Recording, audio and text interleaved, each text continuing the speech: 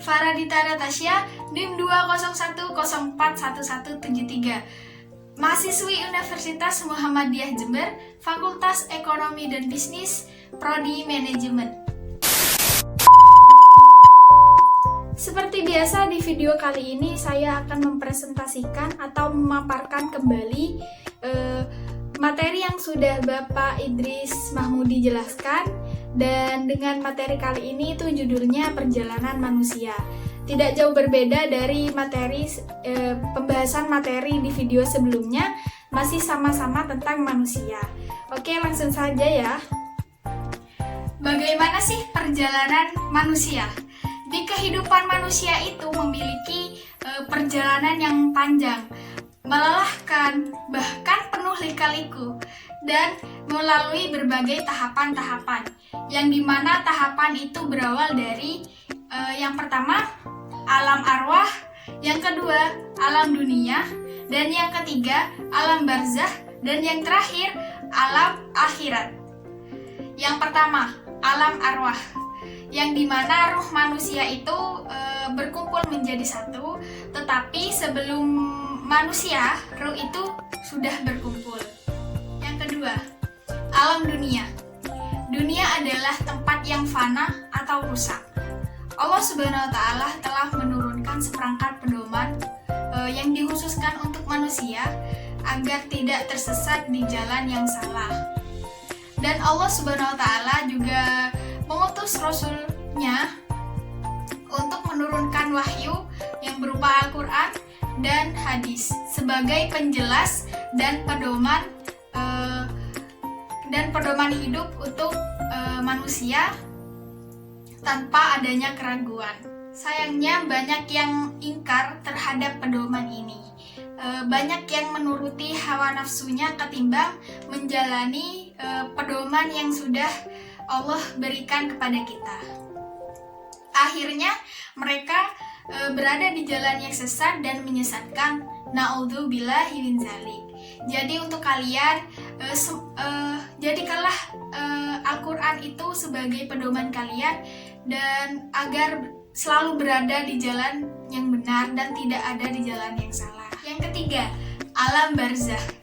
Yang singkat saja penjelasan dari alam barzah, yang dimana alam barzah ialah alam kubur, yang nantinya kita akan ditemani oleh dua malaikat yang akan bertanya tentang amal baik buruknya kita selama hidup di dunia. Kurang lebihnya seperti itu.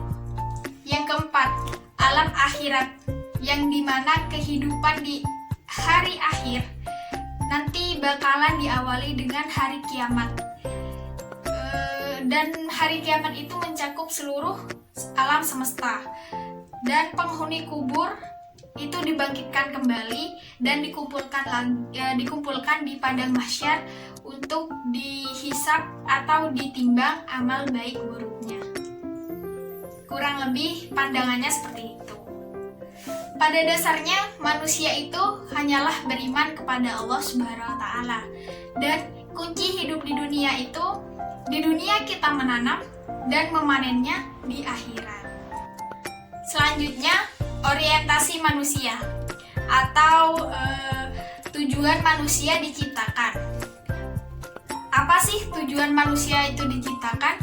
Seperti yang pernah saya bahas di video sebelumnya pada judul Hakikat Manusia, manusia itu diciptakan karena dua hal, yakni yang pertama sebagai hamba Allah, yang kedua sebagai khalifah di muka bumi. Yang pertama, manusia sebagai hamba Allah, yang dimana manusia itu mengarahkan tujuan hidupnya untuk memenuhi tujuan yang sudah Allah tentukan, dan berusaha sekuat mungkin untuk mendapatkan akhir yang terbaik dari tujuan tersebut, disertai dengan istiqomah, ibadah, dan always Allah. Jadi always Allah di sini itu selalu mengutamakan Allah dalam hal apapun. Dan Allah sudah berfirman dalam Al-Quran, yakni surah Az-Zariyat ayat 56, yang dimana isi dari ayat itu ialah, dan tidaklah aku menciptakan jin dan manusia kecuali hanya untuk beribadah kepadaku. Yang kedua, khalifah. Manusia sebagai khalifah di muka bumi. Khalifah itu sendiri bermakna pengganti atau pemimpin. Dan bentuk pengabdian manusia kepada Allah Subhanahu wa taala ialah menjalankan misi yang sudah Allah tetapkan untuk menjadi khalifah fil ard, asal dengan niat untuk beriman kepada Allah Subhanahu wa taala. Jadi, apapun yang kita lakukan dengan niat beriman kepada Allah Subhanahu wa taala, timbal baliknya ke kita ialah pahala yang kita dapatkan nantinya. Semoga kita selalu berada dalam jalannya Allah Subhanahu wa taala, dan apapun yang kita lakukan itu semoga hanya untuk Allah Subhanahu wa taala. Yang terakhir, bagaimana sih tips menjadi sukses di kehidupan menurut Al-Quran? Al-Quran adalah kitab suci yang Allah turunkan untuk manusia dan diwahyukan dalam bahasa Arab kepada Nabi Muhammad SAW, dan berisi firman-firman Allah. Dan Al-Quran juga sebagai pedoman yang tidak perlu diragukan lagi kebenarannya.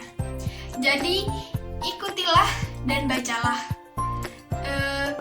Al-Quran di sini jangan hanya dibaca, tetapi juga dipahami. Dari paham itu kita dari tahu kita akan mengagumkan, dari mengagumkan kita akan melaksanakan apa yang ada di dalam Al-Quran itu sendiri. Membaca saja tidak cukup, tetapi juga harus dilaksanakan dan dipahami. Jadi semua sudah tertera dalam Al-Quran. Jika kita mau menjalani, mau memahami maksud dari Al-Quran itu sendiri ialah dan menerapkannya di kehidupan sehari-hari, insya Allah Allah bakal ngasih kesuksesan dalam hidup kita, asal disertai dengan ibadah, istiqomah, dan jujur dalam menjalaninya. Dan Al-Quran adalah dialog Allah kepada kita manusia. Jika kita memiliki masalah atau gak enak hati atau merasa tidak nyaman dalam kehidupan, kalian bisa membaca Al-Quran, bisa berdoa kepada Allah. Insya Allah Allah bakalan nenangin hati kalian, bakalan damaiin hati kalian yang tadinya tidak enak, menjadikan nyaman gitu. Jadi intinya seperti itu. Al-Quran adalah pedoman hidup yang harus kita jalani, pahami di kehidupan sehari-hari dan diterapkan di kehidupan sehari-hari.